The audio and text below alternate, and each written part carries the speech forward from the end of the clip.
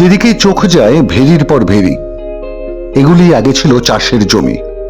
সেই জমিরই ভোল বদলে গিয়েছে। কোনো জমির পাট্টা আছে তো রেকর্ড নেই, কোনো জমির রেকর্ড আছে তো দাগ নম্বর নেই। সরকারি সিস্টেমেরই এক বিশাল প্রহসন হয়ে দাঁড়িয়ে আছে এই জমিগুলি।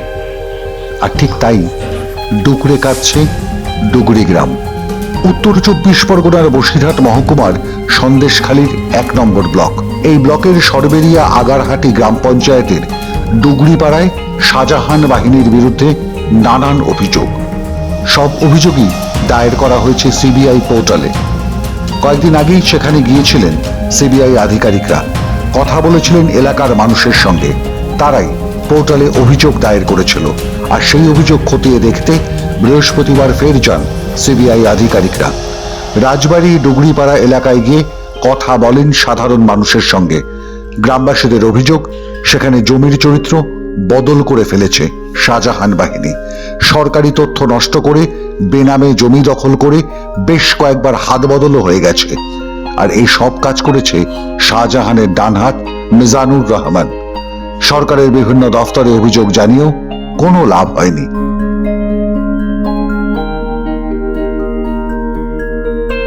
সত্য, এবং আপনারা এনকোয়ারি করুন বা দেখুন, দেখলে বুঝতে পারবেন। এই জমিটা আমাদেরই ছিল, আমার দাদুদের কেনা সম্পত্তি। আমার দাদুরা চাষবাস করেছে, আমার বাবারা করেছে চাষবাস। তারপরে এই পার্টি ক্ষমতায় আসার পরে, কোন পার্টি? টিএমসি পার্টি ক্ষমতায় আসার পরে এখানকার পঞ্চায়েত মেম্বার হয় মিজানুর রহমান মোল্লা। তার নেতৃত্বে এখানে জমিটা জবরদখল করে বিক্রি করে দিয়ে, প্লট করে সব বিক্রি হয়ে তাদেরকে বসতি স্থাপন করে দিয়েছে।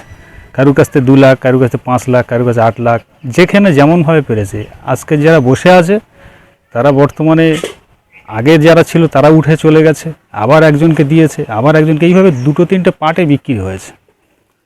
বিক্রি করে মিজানুর মোল্লা তার নিজস্ব ফান্ড বাড়িয়েছে, ভাটা মালিক হয়েছে, অনেক অ্যাসেট করেছে, প্রচুর সম্পত্তি বানিয়েছে। এইভাবে জোর জুলুম করে মানুষের উপরে অত্যাচার করে এর বিচার আমরা সর্বস্তরের মানুষের কাছে চাইছি। আমরা সমাজের মানুষ থেকে শুরু করে আইনের দ্বারস্থ হয়েছি, সব মানুষকে জানিয়েছি। জমির লিগ্যাল ডকুমেন্টস কি সবই আপনাদের কাছে আছে? আমাদের কাছে পুরো ডকুমেন্টস আছে, দলিল আছে, রেকর্ড আছে। আপনারা কোথাও কি অভিযোগ জানিয়েছিলেন? হ্যাঁ, থানাকে জানিয়েছি, বিএলআর, এসডিপিও, এসপি সবাইকে জানিয়েছি, এডিএলআর, এডিএম, কোনো জায়গা আমরা বাদ রাখিনি। স্বয়ং মুখ্যমন্ত্রীর দপ্তরকেও আমরা চিঠি করিয়েছি। এখনো কোনো সুরাহা হয়নি? কোনো সুরাহা হয়নি। নতুন করে কি কোথাও অভিযোগ জানিয়েছেন? হ্যাঁ, নতুন অভিযোগ এখন হাইকোর্টের অনুমতিতে সিবিআই ইনকোয়ারি চলছে, আমরা জানিয়েছি। আপনারা কি চাইছেন? আশা করছি আমাদের জমি আমরা ফেরত পাবো। 100% আমাদের বিশ্বাস, আমরা আমাদের জমি ফেরত পাবো। আপনার নাম? আমার নাম কাবিল মোল্লা। ঘটনাটা সম্পূর্ণই সত্য। আমাদের বাবা কাকারা কিনেছিলেন, আমাদের নামে তার রেকর্ড আছে, বাবা কাকাদের নামে দলিল আছে, সব কিছু কাগজপত্র ওকে আছে। মিজানুর রহমান মোল্লা এখানকার পঞ্চায়েত মেম্বার ছিলেন। তিনি ক্ষমতায় আসার পরে সেই জমিটা লিজ নেয় আমাদের কাছ থেকে, জলকর করবে বলে লিজ নিয়ে তারপর নিজে দখল করে নিয়ে প্লট করে বিভিন্ন পার্টির কাছে বিক্রি করে দেয়। এখন বর্তমানে আমাদের জমি তারা দখল করে খাচ্ছে। আপনাদের সম্পত্তির পরিমাণ কতটা? মোট সম্পত্তির পরিমাণ হচ্ছে 3 একর 9 শতক। তার মধ্যেই 2 বিঘে বাদ যাবে, 66 শতক বাকিটা আমাদের।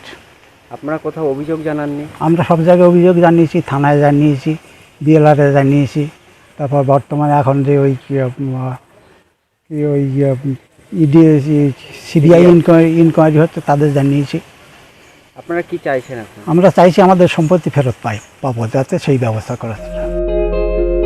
অভিযোগ নিয়ে আমরা টেলিফোনে কথা বলেছিলাম মিজানুর রহমানের সঙ্গে। তিনি সব অভিযোগই ভিত্তিহীন বলে উড়িয়ে দিয়েছেন।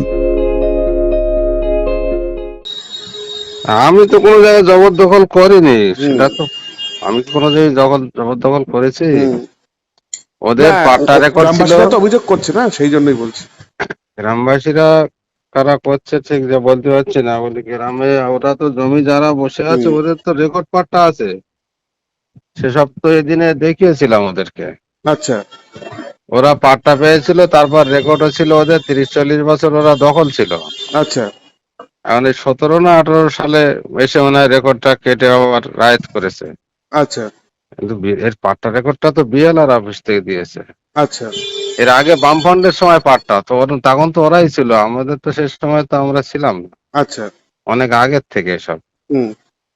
তারপরে দেওয়ানি কোর্টে বৈশাখ কোর্টে মামলা চলছে তো ওই ব্যাপারে। হ্যাঁ, কিন্তু যেহেতু অভিযোগ তো আবার নতুন করে হয়েছে পুনরায় সিবিআইয়ের কাছে, সেই জন্যই আপনাকে ফোনটা করা। ঠিক আছে। হ্যাঁ, এসছিল TV9 বাংলা এসছিল, আমি সব বলেছি ওদেরকে যে এই ব্যাপার আমার কোনো ব্যাপার নেই ওখানে, আমি শাহজাহান বাহিনী এখন অভিযোগ উড়িয়ে দিতে চাইছে। আর এলাকার মানুষের অভিযোগ, তৃণমূল ক্ষমতায় আসার পর থেকেই এই পরিস্থিতির সৃষ্টি হয়েছে। আর শাহজাহান বাহিনী এই কাজ করেছে প্রশাসনকে হাতে নিয়ে। পরিকল্পনা করেই সব নথি তারা লোপাট করে দিতে চেয়েছে। আর সে সবকিছুই খতিয়ে দেখছে এবার সিবিআই। তবে তারাও বিভ্রান্ত। তদন্তে যাতে কোনো ছেদে না পড়ে তার জন্য এদিন সতর্ক করে দিয়েছে কলকাতা হাইকোর্টও। সরকারের ভূমিকার কড়া নিন্দা করে আদালত জানিয়েছে সিবিআই তদন্তের সব রকম ভাবে সাহায্য করতে হবে রাজ্য সরকারকে। এই তদন্ত আটকাতেই সুপ্রিম কোর্টের দ্বারস্থ হয়েছিল মমতা সরকার। তবে তাতে স্থগিতাদেশ দেয়নি সর্বোচ্চ আদালত।